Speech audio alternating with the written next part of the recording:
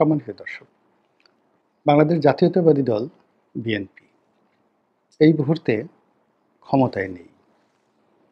কিন্তু তৃণমূলে বলতে গেলে স্থানীয় ব্যবসা-বাণিজ্য, চাঁদাবাজি থেকে শুরু করে স্থানীয় যে প্রশাসন, সেগুলোর উপরে বিএনপির যে কর্তৃত্ব, এটি একটি রাজনৈতিক দল যেভাবে ক্ষমতায় থাকলে ঘটে, ওভাবেই ঘটছে বলে আমরা জানি।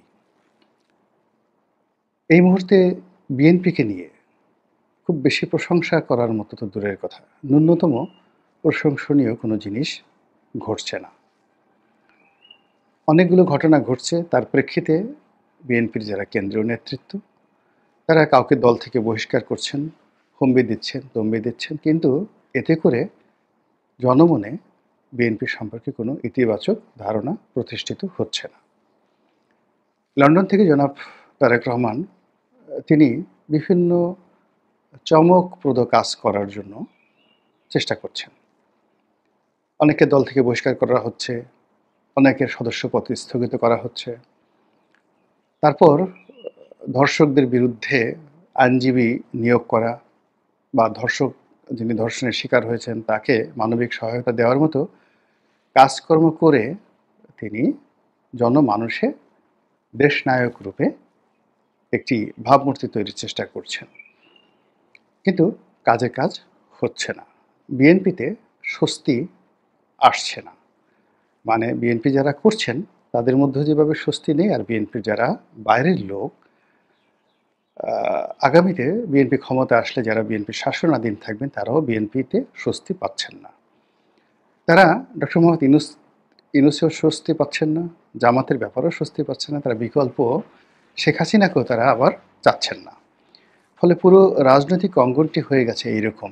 জামাতের লোক শুধুমাত্র জামাতকে চাচ্ছে, ডক্টর মোহাম্মদ ইউনূসের লোক ডক্টর মোহাম্মদ ইউনূসকে চাচ্ছেন। তারপরে আওয়ামী লীগের লোকজন যারা আছেন তারা মনে করছেন শেখ হাসিনা আসলে বাংলাদেশ আবার যাকে বলা হয় আমেরিকা হয়ে যাবে, লন্ডন হয়ে যাবে, ইউরোপ হয়ে যাবে এবং বাংলাদেশে দুধ এবং মধুর নহর প্রবাহিত হবে। আর বিএনপির মধ্যে দুটো গ্রুপ।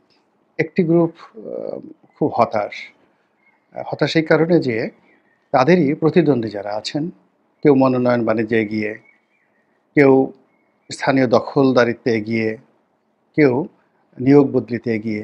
অন্য গ্রুপ যারা আছে তারা হয়তো নিজেদের প্রতিপক্ষর কারণে এলাকায় যেতে পারছেন না, কাজকর্ম করতে শান্তি পাচ্ছে না। এমনকি আওয়ামী লীগ জমানাতে তাদের যতটুকু চলাফেরার স্বাধীনতা ছিল, এই জমানাতেও তাদের সেটি নেই। ফলে বিএনপি যারা সুবিধাভোগী, যারা ক্ষমতা দখল করতে পেরেছে, যাদের পদ আছে, পদবি আছে, যারা কমিটি বিক্রি করেছেন এবং সেই কমিটির উপর নির্ভর করে এখন মধু মেওয়ার ব্যবসা শুরু করেছেন, তাদের এক ধরনের রমরমা ব্যবসা। তারা চাচ্ছেন যে ইমিডিয়েটলি যদি সম্ভব হয় ২৪ ঘন্টার মধ্যে বিএনপি রাষ্ট্র ক্ষমতায় আসুক এবং ২৪ ঘন্টার মধ্যে এখানে ডক্টর মোহাম্মদ ইউনূস এদেশ থেকে বিদায় হয়ে চলে যান। আর যারা এই যে বিএনপির মধ্যে ক্ষমতাধর যারা লোকজন রয়েছেন, তাদের দ্বারা ক্ষতিগ্রস্ত হচ্ছেন, ভীত সন্ত্রস্ত হচ্ছেন এবং আগামীতে তাদের দ্বারা লাঞ্ছিত, অপমানিত হওয়ার ভয় পাচ্ছেন। তারা বলার চেষ্টা করছেন যে এই লাউ সেই কদু, এর জন্য কি আন্দোলন করলাম, কি আর এমন হলো, বিএনপি আসলে তো আমরা আবার বিপদে পড়ব এবং এইভাবে যদি চলতে থাকে তাহলে তো বিএনপি সরকার বেশি দিন টিকবে না, তখন আমাদেরকে আবার পালাতে হবে, আবার ক্ষমতা ছাড়তে হবে। ভারতে তো যাওয়া বিএনপির লোকের পক্ষে সম্ভব নয়।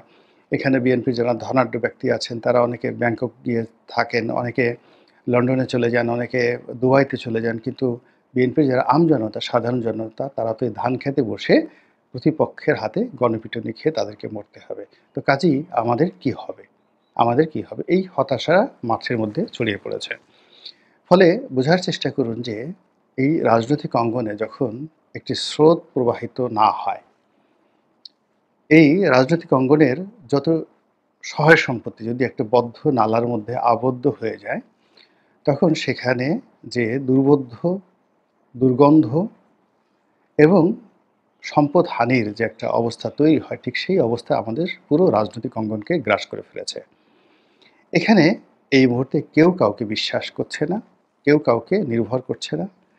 আর যার যার অবস্থান থেকে যেভাবে পারছে সে তার প্রতিপক্ষকে হেয় করার জন্য, প্রতিপক্ষের চরিত্র নষ্ট করার জন্য ক্যারেক্টার অ্যাসাসিনেশন যেটিকে বলা হয়, এটি করার জন্য যাচ্ছে তাই বক্তব্য দিয়ে যাচ্ছে এবং নানা রকম সেই বক্তব্যকে নানা রকমভাবে সত্য প্রমাণিত করার জন্য তারা কি করছে, তথ্য এবং উপাত্ত হাজির করছে এবং এগুলোর বেশিরভাগই মিথ্যা। তো যেহেতু এই সময়টিতে বাংলাদেশে সবচেয়ে বড় রাজনৈতিক দল বিএনপি, আওয়ামী লীগের অবর্তমানে নির্বাচন হলে সেটা যে কোনো ফর্মে নির্বাচন হোক না কেন শতভাগ বিএনপি ক্ষমতায় আসবে। কাজেই বিএনপির নিজের অভ্যন্তরীণ যে সকল হানাহানি, তারপরে মারামারি, ক্রন্দন, যা কিছু বললাম সেগুলো তো আছেই। এর বাইরে বিএনপির যারা প্রতিপক্ষ তারা রাজনৈতিকভাবে বিএনপিকে মোকাবেলা করতে পারবে না, এটা জানে। কাজেই বিএনপির তকদির নষ্ট করে দেওয়ার জন্য, বিএনপির চরিত্র নষ্ট করে দেওয়ার জন্য যা যা করার দরকার সেই সব কাজগুলো তারা খুব চমৎকারভাবে করে যাচ্ছেন, যাতে করে এই দলটি একটি ঘৃণিত, নিন্দিত, লাঞ্ছিত দলে রূপান্তরিত হয়ে যায় এবং এই দল সম্পর্কে মানুষ যেন নাক ছিটকায় এবং আগামীতে নির্বাচন তো দূরের কথা, নির্বাচনের ধারের কাছে যেন এই দলটি যেতে না পারে এবং নির্বাচন যেন দীর্ঘমেয়াদে নির্বাসনে চলে যায়। সেখানে তৃতীয় পক্ষ আসুক, চতুর্থ পক্ষ আসুক, যে পক্ষই আসুক না কেন বিএনপি যেন না আসে। এই যে group of people, politically, socially and economically, এই গ্রুপগুলো সব একত্র হয়ে গেছে। একত্র হয়ে তারা অতীতে বিএনপির যে পতন, সেই পতনের ইতিহাসগুলোকে আবার সামনে নিয়ে এসেছে। 1991 থেকে যাকে বলা হয় 1996 সন পর্যন্ত বিএনপি ক্ষমতায় এসেছিল। তো সেই সময়টিতে বিএনপির কতগুলো রাজনৈতিক ভুল ছিল, কিন্তু বিএনপির জনপ্রিয়তা ছিল এবং বিএনপি যে কর্মকাণ্ড করেছিল তাতে যদি ওই রাজনৈতিক ভুলগুলো না হতো তাদের, কোনো অবস্থাতেই বিএনপি সেই নির্বাচনে পরাজিত হতো না। তো এখন ধরুন সেই সময়টিতে সেই তেজগাঁর বিতর্কিত নির্বাচন করা হলো মোসাদ্দেক আলী ফালুকে ক্ষমতা আনার জন্য। তারপর সেই মাগুরার নির্বাচন হলো, তত্ত্বাবধায়ক সেই মাগুরার নির্বাচনের পরেই তত্ত্বাবধায়ক সরকারের আন্দোলনে আওয়ামী লীগ উইন করল। ফলে 1991 থেকে 96 পর্যন্ত একটা one of the best and finest শাসন ব্যবস্থা বাংলাদেশকে উপহার দেওয়ার পরেও তাদেরকে ক্ষমতা থেকে চলে যেতে হলো। এই গেল একটা। তো ওই সময়টিতে বিএনপির যে সকল রাজনৈতিক সিদ্ধান্ত এবং কর্মকাণ্ড জনমনে বিরূপ প্রতিক্রিয়া তৈরি করেছিল, ঠিক সেই জিনিসগুলোকে আবার এখন সামনে আনার চেষ্টা করা হচ্ছে। এই গেল এক। 2 নম্বর হলো বিএনপির যে দ্বিতীয় মেয়াদ, অর্থাৎ 91 পরে দ্বিতীয় মেয়াদ 2001 থেকে 2006 পর্যন্ত, ওই সময়টিতে সব কিছুকে ছাড়িয়ে বিএনপির সবচেয়ে বড় বদনাম হয়েছিল। 1 নম্বরে ছিল হাওয়া ভবন, 2 নম্বরে ছিল হাওয়া ভবন রিলেটেড কিছু সামরিক, কিছু বেসামরিক এবং কিছু এসপি লীগ, মানে এসপি দল, এসপিদের দল মানে পুলিশের দল।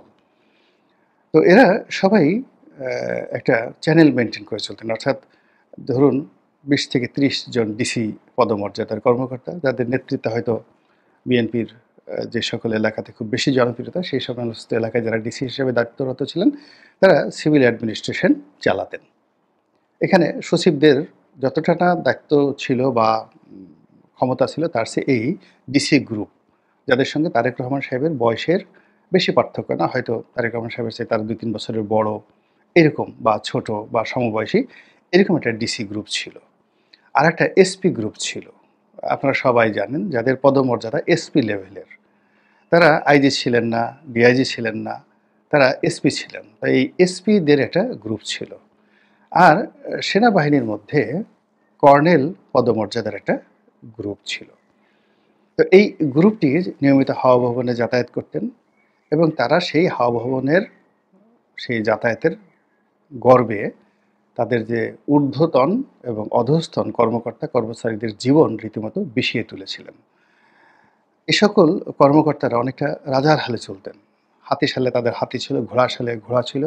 অনেকে তারা ঘোড়ায় চড়তেন, ঘোড়া কিনতেন এবং দামি দামি অনেক ঘোড়া ছিল এরকম ডিসিএসপিদের, এবং তারা সেই ঘোড়া চড়তেন, ঘোড়া পালতেন, এরকম একটা রাজকীয় অবস্থায় তারা চলে গিয়েছিল। এর বাইরে চাঁদাবাজের একটা গ্রুপ ছিল। চাঁদাবাজদের একটা গ্রুপ ছিল।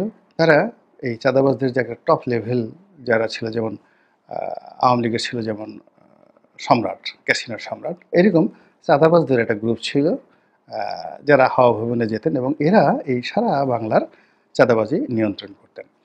এবং ওই নিয়ন্ত্রণটা এমন পর্যায়ে চলে গিয়েছিল, ওই টাকা হাওয়া ভবনে যেত যেত না, বা হাওয়া ভবনের যারা কর্তা ব্যক্তি তাদের সঙ্গে চাঁদাবাজদের কোনো সম্পর্ক ছিল কি ছিল না, এটা আমরা জানি না। কিন্তু মূল ব্যাপার হলো এই যে চাঁদার যারা কালেক্টর, এই কালেক্টর তারা হাওয়া ভবনে যেতেন এবং ওই তারা হাওয়া ভবনের লোক হিসেবে পরিচিত হয়ে তাদের যারা লোকজন গুলিস্থানে চাঁদা তুলতেন, তারা বলতেন যে এই টাকা হাওয়া ভবনে দিতে হচ্ছে।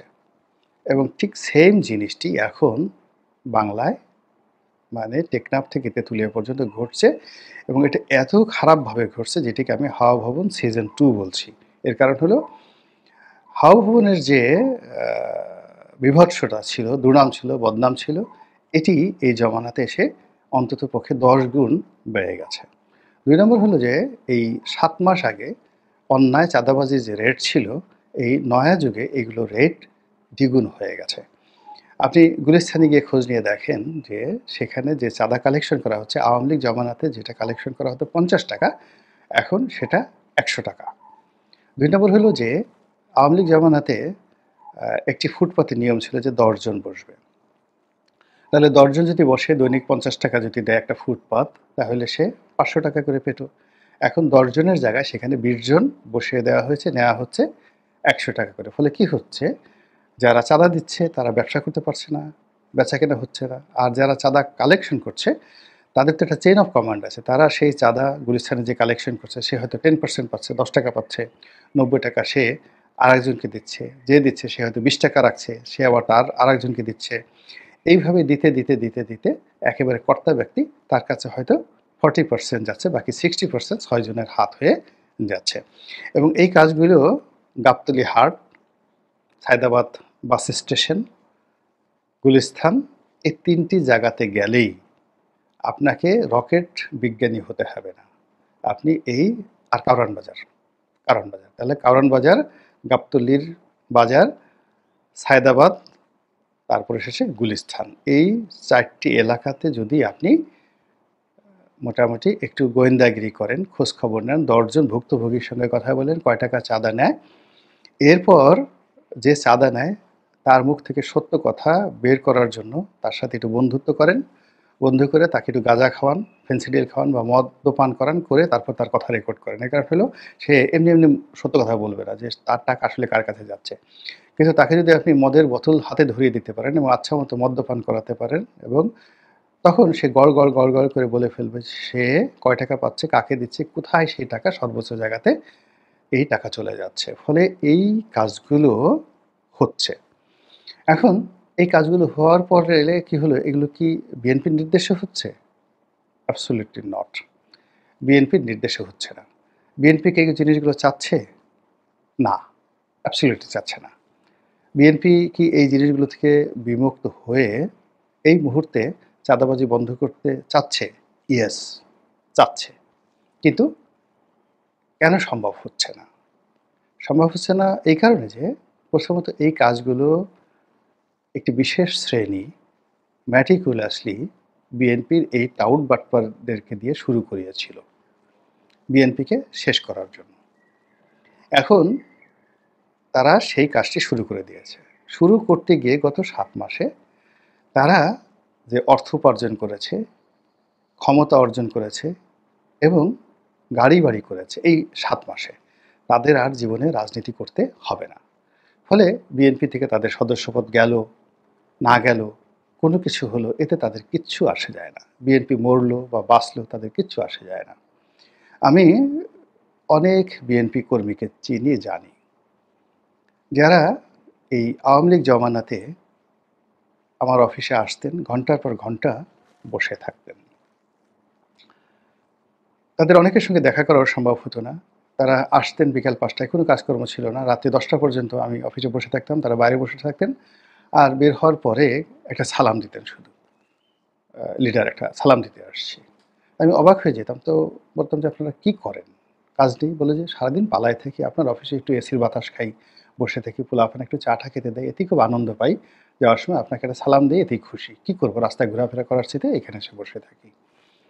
এখন সেই সকল ছেলেরা, তাদের যদি আপনি গাল দেখেন, ঠোঁট দেখেন, শরীর দেখেন, মনে হবে সব কিছু মাখনে তেল তেল তেল তেল করছে।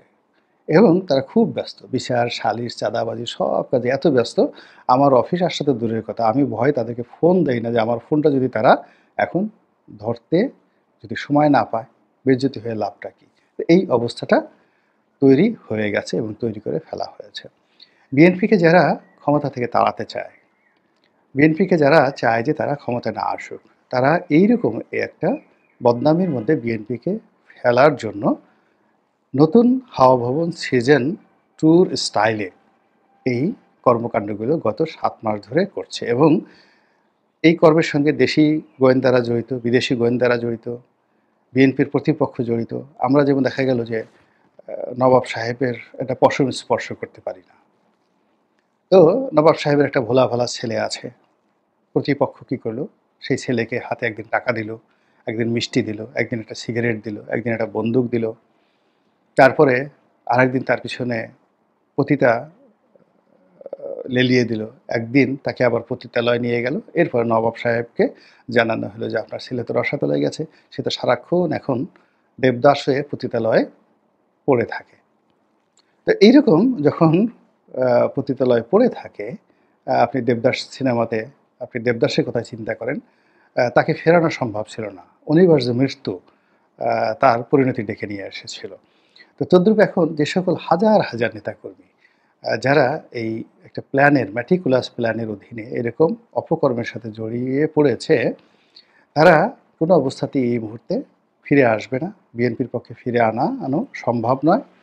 এমনকি যে বিএনপি যদি ক্ষমতায় আসে, তাও এদের বিরুদ্ধে যুদ্ধ করতে হবে। যদিও বিএনপির এই মুহূর্তে ক্ষমতায়, এই সিস্টেমে ক্ষমতায় আসাটা বলতে গেলে অসম্ভব একটা বিষয়।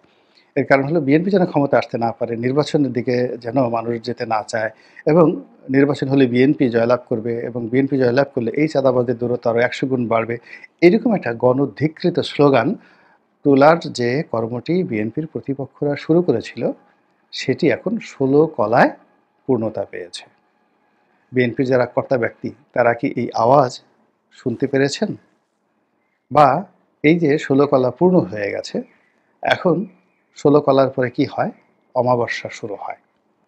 অর্থাৎ পূর্ণিমার চাঁদ যখন পূর্ণতা পায়, তারপর থেকেই ক্ষয়িষ্ণু চাঁদ ধীরে ধীরে ধীরে ধীরে অমাবস্যার দিকে এগিয়ে যায়। বিএনপি কি টের পাচ্ছে যে তারা এখন কোন পর্যায়ে আছে? আল্লাহ আমাদের সবাইকে হেদায়েত দান করুন এবং হেফাজত করুন। আসসালামু আলাইকুম ওয়া রাহমাতুল্লাহি ওয়া বারাকাতুহু।